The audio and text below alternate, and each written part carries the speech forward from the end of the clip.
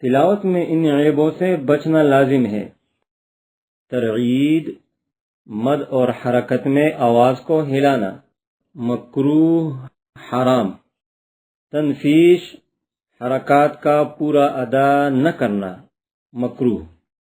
تعجیل، جلدی کرنا جس میں حروف جدا جدا سمجھ نہ آ سکے، حرام۔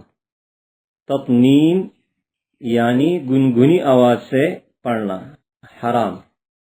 تہمیز، ہر حرف کے ساتھ حمزہ ملا دینا، حرام۔ تطویل، حرکات و مدات کو حد سے زیادہ کھینچنا، مکروہ۔ ہمہمہ، مخفف کو مشدد یا مشدد کو مخفف کرنا، حرام۔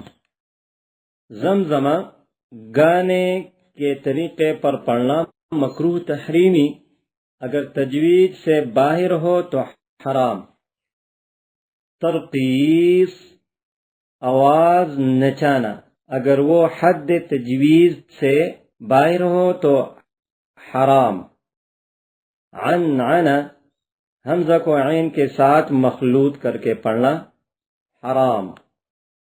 رکزہ، بے موقع ادغام کرنا، حرام۔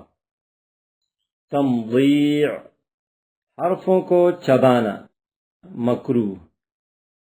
تعویق، کلمہ کے بیچ میں وقف کرنا اور آگے سے پڑھنا شروع کر دینا، حرام۔ وثبہ، حرف اول کو ناتمام چھوڑ کر اگلے حروف شروع کر دینا، حرام۔